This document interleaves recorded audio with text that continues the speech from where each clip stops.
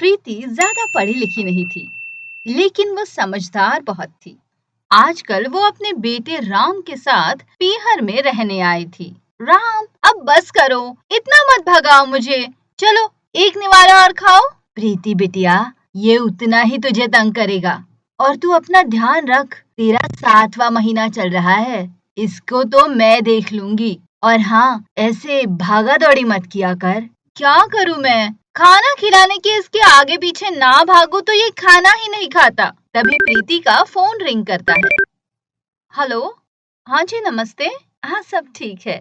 क्या हुआ माँ जी, आप रो क्यों रही है? क्या सुबोध का एक्सीडेंट हो गया है? कौन से हॉस्पिटल में है? माँ जी मुझे जल्दी बताइए। ठीक है, मैं अभी पहुंचती हूँ वहां पर। प्रीति जल्दी से हॉस्पिटल पहुंच जाती है और अपनी सास को रोती हुए देखती है और उसके पास जल्दी जल्दी पहुंच जाती है। अजय, सुबोध कहाँ पे है? अब कैसे है वो? बहू, डॉक्टर ने कहा है कि सुबोध के पैरों में भारी चोट लगी है, जख्मी है। डॉक्टर, कुछ तो इलाज होगा कि जल्दी ठीक हो जाए वो। प्रीति जी, अभी हम कुछ नहीं कह सकते। उनके घुटनों में चोट बहुत गंभीर है, इसलिए अभी हम आपको कुछ नहीं बता सकते। इतने में वही खड़ा हुआ बड़ा भाई बोलता है। माँ, मुझे और रोशनी को जाना पड़ेगा। ऋतिक अभी घर पे अकेला है। सुनो जी, मैं अपने घर तुम्हारे छोटे भाई को नहीं रखूंगी, नहीं रख सकती हूँ। एक तो इतना काम, और अगर आप अपने अपाहिज भाई को घर ले आए तो मैं मायके चली जाऊंगी, बता दे रही हूँ पहले से। तुम अब देखते जाओ, उन्हें मेरे घर तो आने दो। मैं उनसे सारा ही किस्सा खत्म कर दूंगा। तुम मुझे इतना बेवकूफ मत समझो कि मैं उनको मुफ्त की रोटी तोड़ने के लिए अपने घर पे रख दूंगा।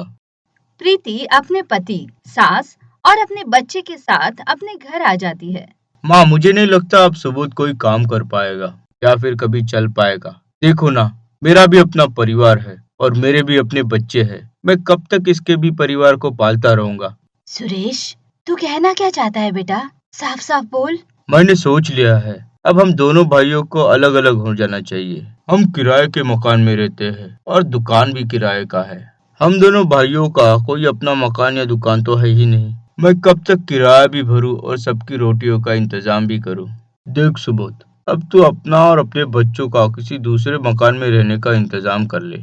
सुरेश, तुझे जरा सी भी शर्म नहीं आती? अपने छोटे भाई की मजबूरी का फायदा उठा रहा है। आज उसे जिंदगी ने अपाहिज बना दिया है, लेकिन तू उसको हर तरफ से लाचार बना रहा है। माँ जी, आप ये हमारी गरीमत समझो कि हम आपको यहाँ से निकाल नहीं रहे, वरना फिर आप तो जानती ही है। अरे तू क्या मुझे निकालेगी? मैं ही अपने बच्चों के साथ यहाँ से चली जाऊंगी। सुरेश, तू बड़े भाई के नाम पर कलंक है। अगले दिन प्रीति सबके साथ अपनी माँ के घर चली जाती है। बेटी, तू चिंता मत कर, अब तू मेरे साथ यहाँ रहेगी, मेरे पास। नहीं माँ, मैं तुम पर अपने परिवार का बोझ नहीं डाल सकती। तुम भैया भाभी के साथ रहती हो, मैं नहीं चाहती कि मेरी वजह से मेरे मायके में कोई परेशानी हो। माँ, तुम पास में ही कोई किराए का घर दिलवा दो, मैं वहीं रह लूंगी। मेरी बच्ची, तुझे कितने दुख झेलने पड़ रहे हैं, और भगवान पर भरोसा रख, वो सब ठीक कर देंगे। प्रीति 1,500 रुपए महीने पर एक कमरा किराए पर ले लेती है, और अब उसकी सबसे बड़ी दुविधा ये थी कि आखिर वो अपने परिवार की आर्थिक जीविका चलाने के लिए पैसे कहाँ से लाए।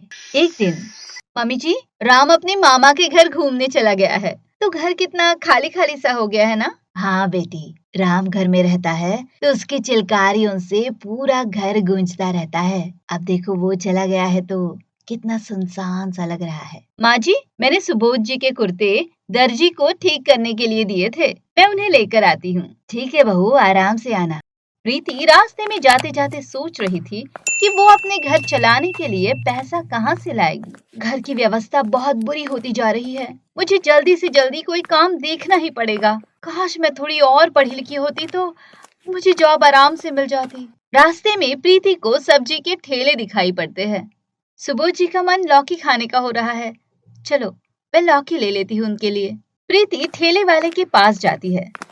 भैया, एक लौकी देना। अरे देता हूँ, रुक जाओ तो पहले, मैं इनके टमाटर तो तोल दूं। ठीक है भैया। भैया, आपके तराजू के नीचे कुछ लगा हुआ है। अरे मैडम, कुछ नहीं है, आप बताइए आपको क्या लेना है। भैया, पहले आप तराजू दिखाइए। तराजू के नीचे कुछ लगाया है क्या? प्रीति जैसे ही उसके तराजू को उठाती है, वो देखती है कि तराजू के नीचे एक चुंबक लगी हुई है।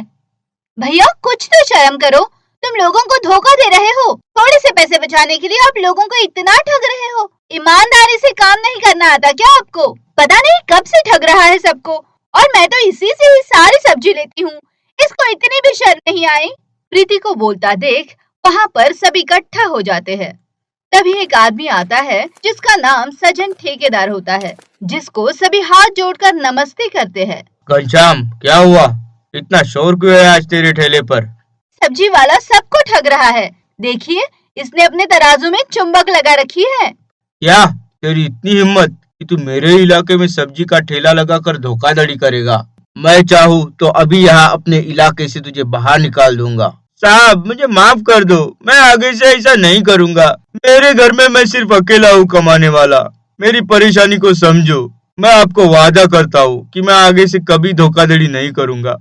जाने दीजिए भाई साहब, कोई बात नहीं, जाने दीजिए। इन भाई साहब को अपनी गलती का एहसास हो गया है, इससे बड़ी बात और कोई नहीं है। क्योंकि मैं भी जानती हूँ परिवार की परेशानियों का दर्द कैसा होता है। बात करते करते प्रीति की आंखें भर आती है और वो रोने लगती है।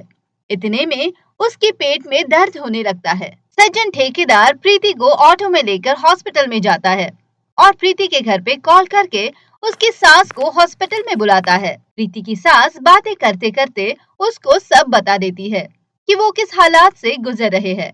वहाँ हॉस्पिटल में प्रीति को एक लड़का होता है। सज्जन भाई, मैं आपका एहसान कभी नहीं भूलूंगी। एहसान करने वाली कोई बात नहीं है बहन, तुमने मुझे भाई बोला है, इतना तो मेरा फर्ज बनता ही था। प्रीति अपने बच्चे को लेकर घर आ जाती है। कुछ दिनों बाद सज्जन ठेकेदार प्रीति के घर आता है और प्रीति से बोलता है, प्रीति बहन, तुमने एक काम के लिए बोला था ना मेरे पास एक है काम तुम्हारे लिए। बोलिए भाई साहब। मेरी मंडी में जितने भी सब्जी की दुकान है उसका हिसाब रखना है, और तुम तो ये काम आराम से कर सकती हो। मुझे एक ईमानदार काम करने वाला चाहिए था, और तुमसे ज्यादा ईमानदार मुझे और कोई नहीं लगा। प्रीति ये सुनकर बहुत खुश हो जाती है और अगले दिन से मार्केट जाकर हर सब्जी वाले का हिसाब लेती है और शाम को सज्जन सेठ को जमा कराती है। अब उसका पति सुबोध भी ठीक होने लगा था। मोहित और कंचन एक दूसरे से बहुत प्यार करते थे, लेकिन मोहित की माँ ये नहीं चाहती थी, क्योंकि कंचन एक गरीब घर से थी। मोहित की माँ स्वभाव से बहुत चालाक थी। वो चाहती थी कि मोहित का रिश्ता एक अमीर घराने की लड़की से हो, और जबकि मोहित के पापा इस रिश्ते से बहुत खुश थे, क्योंकि उनको कंचन बहुत ज्यादा पसंद थी। मोहित अपने पापा की मर्जी लेकर और कंचन के माता पिता की मर्जी से एक छोटे से मंदिर में कंचन से शादी कर लेता है। दोनों आशीर्वाद देते हैं। पिताजी, मम्मी मान तो जाएगी ना इस शादी से? वो कंचन को अपना लेगी ना? अरे बेटा, जब तुम दोनों की जोड़ी इस भगवान ने कराई है तो तेरी मम्मी क्यों नहीं मानेगी इस शादी को? तू बस अब बहू को घर लेकर चल। माँ, मुझे आशीर्वाद दो कि मैं अपनी सासू माँ को मना लूं। बेटा, मेरा आशीर्वाद तो हमेशा तेरे साथ रहेगा, और मुझे यकीन है कि तेरी सासू माँ भी तुझे अपना लेगी और तुझे मेरी ही तरह प्यार करेगी। कंचन मोहित और अपने ससुर के साथ घर आ जाती है, और तभी सब देखते हैं कि उसकी सास पूजा का थाल लेकर गेट पे ही खड़ी होती है। ये सब देखकर सब चौंक जाते हैं, क्योंकि जैसा उन्होंने सोचा था उसके विपरीत ही हो रहा था। उसकी सासू माँ ने कंचन को देखकर बिल्कुल भी गुस्सा नहीं किया, बल्कि उल्टा उसे देखकर मुस्कुरा रही थी और कंचन और मोहित की आरती उतारती है। सास मोहिनी कंचन का बहुत प्यार से स्वागत करती है। आओ बहू आओ, देखो मोहित के पापा जी, आपने शादी मंदिर में कर दी, लेकिन मैं चाहती हूँ कि अपनी बहू का रिसेप्शन मैं बहुत बड़ा करूँ। मेरे भी कुछ अरमान है कि मेरे आस पड़ोस रिश्तेदार मेरी बहू को देखे। हाँ हाँ, बिल्कुल करो, किसने मना किया है? मैं आज ही एक होटल बुक कर देता हूँ। कंचन खुश हो जाती है, क्योंकि उसकी सास ने उसे खुशी खुशी अपना लिया था। छोटा मोटा नाटक और ज्यादा बर्दाश्त नहीं कर सकती, इसका कुछ तो करना पड़ेगा ताकि मैं इस गरीब लड़की को घर से निकाल सकूं और अपनी दोस्त की अमीर बेटी को अपने घर ला सकूं। मोहिनी ने कंचन को अपनाया नहीं था, वो तो सिर्फ नाटक कर रही थी। अगले दिन रिसेप्शन था। मोहिनी कंचन को अपने रिश्तेदारों से मिलाती है। क्या मोहिनी, हमने तो सोचा था तू अपने बेटे की शादी बहुत धूमधाम से करोगी, क्योंकि एक लौता बेटा जो है तेरा, लेकिन तूने तो शादी चुपचाप कर दी और हमें तो पता भी नहीं चलने दिया, और अब अचानक से रिसेप्शन भी रख दिया। अब क्या बताओ सुलोचना, बहू हमारी गरीब घर से है, बस एक चूनी चढ़ाकर अपनी बहू को शादी कर ले आए हैं। आप लोग तो जानते ही हो आजकल के नौजवान कहाँ हमारे पसंद से शादी करते हैं, और अगर बारात जाती तो इसके माता पिता कहाँ से बारातियों को खाना खिलाते। वो तो खुद एक वक्त का खाना खाते हैं और कुछ बैठने के लिए भी नहीं है, तो कैसे स्वागत होता हमारी बारात का। ये सब सुनकर कंचन की आंखों में आंसू आ जाते हैं और वो खड़े खड़े बस सुनती रहती है। थोड़ी देर में कंचन के माता पिता आ जाते हैं। तभी उसके साथ उसकी माता पिता को देखकर वहाँ से चली जाती है। बेटी, तू खुश तो है ना यहाँ पर? बेटी, तेरी सास तुझे प्यार से तो रखती है ना, क्योंकि मुझे लगा तेरी सास हमें पसंद नहीं करती है। अरे माँ जी, ऐसा कुछ नहीं है। आज हमारा रिसेप्शन है ना, और सभी गेस्ट भी आए हुए हैं, तो वो उन सबको संभाल रही है। और रही मेरे प्यार करने की बात, तो वो मुझे बहुत प्यार रखती है, और वो तो मुझे जरा सा भी काम करने नहीं देती, सारा काम नौकर ही कर लेते हैं। कंचन अपने माता पिता को झूठ बोल देती है कि उसकी सास उसे बहुत प्यार करती है, जबकि बात उल्टी थी। मोहिनी कंचन से घर का सारा काम कराया करती थी और उसे बहुत खरी खोटी सुनाया करती थी। लेकिन जब उसके पति और बेटा घर पे होते थे तो वो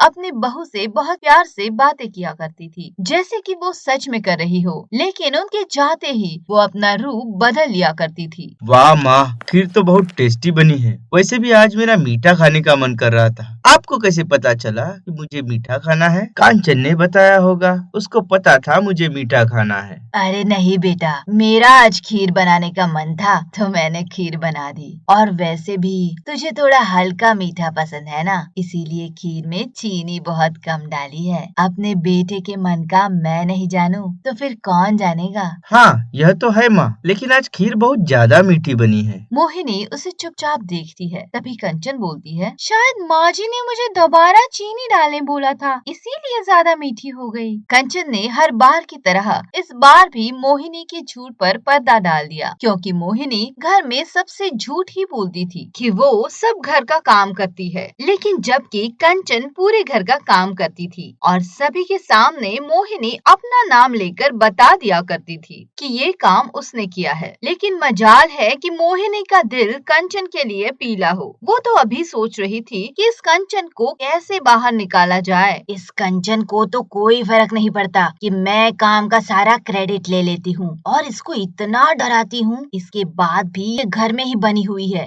लगता है मुझे अपनी दोस्त की बेटी को बुलाना ही पड़ेगा। मोहिनी अपने दोस्त को कॉल करती है और उसकी बेटी को अपने घर पर आने के लिए बोलती है। थोड़ी देर में उसके दोस्त की बेटी उसके घर आ जाती है। सोनिया उसके बचपन के दोस्त की बेटी थी और सोनिया के पिता की दुबई में कंपनी थी। वो बहुत अमीर खानदान से। हेलो आंटी जी, अच्छा है आपने मुझे अपने घर बुला लिया। वैसे भी मैं अपने घर में बहुत बोर हो रही थी और मुझे आपकी कंपनी वैसे भी बहुत पसंद है, तो बस कुछ महीने मेरे पास आराम से रहो। और मैं तो चाहती हूँ कि तुम मेरे घर बहू बनकर रहो, पर तुम्हें इस रास्ते के कांटे को हटाना पड़ेगा। जब तक ये कलमुही घर में है तब तक तुम मेरी बहू नहीं बन सकती। आप टेंशन मत लो आंटी, मैं इस कंचन को घर से निकाल ही दूंगी। तो बस अब बात बन ही गई। तुम आज मोहित के लिए साउथ इंडियन खाना बनाओ, उसको वो खाना बहुत पसंद है, और वैसे भी मर्दों का दिल उनके पेट से होकर जाता है,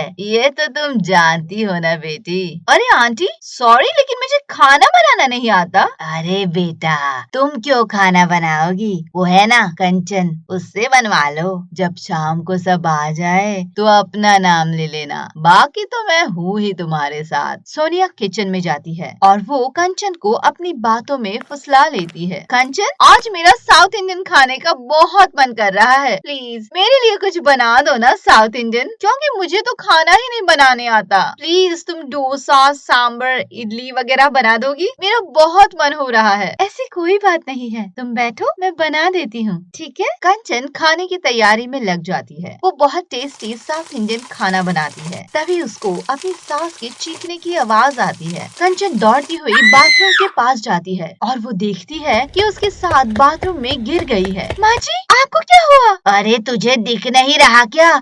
मैं गिरी पड़ी हूँ। ये साबुन से मेरा पैर फिसल गया और मैं गिर गई। कंचन अपने सास को उठाती है और कमरे तक ले जाती है। फिर वो एक डॉक्टर को बुलाती है। कंचन, तुम्हारी सास के कमर का मांस फट गया है, इसीलिए उनको बेड रेस्ट ही लेना पड़ेगा। उनको बेड पर ही टॉयलेट, बाथरूम वगैरह करना है। किसी भी चीज के लिए उनको बेड से उठना मना है। ठीक है डॉक्टर। ये बात सोनिया भी सुन लेती है और वो सुनकर कमरे में चली जाती है। तभी मोहिनी बोलती है, सोनिया बेटी, यही मौका है, तुम मेरी देखभाल करो, जिससे मोहित तुम्हारी तरफ आकर्षित हो जाएगा और तुम मेरी बहू बन जाओगी। जी आंटी जी, मैं आपकी बिल्कुल देखभाल नहीं कर सकती हूँ और मुझे ये टॉयलेट, बाथरूम से तो बहुत ज्यादा घिन आती है। मैं आपकी देखभाल बिल्कुल नहीं कर सकती हूँ और जब आप ठीक हो जाओगी तब मुझे अपने घर बुला लेना दोबारा, ठीक है? अभी मैं अपने घर जाती हूँ। वैसे भी मैंने माँ को कॉल कर दिया है, गाड़ी आने ही वाली है। ये बोलकर सोनिया कमरे से बाहर चली जाती है और मोहिनी को ये सुनकर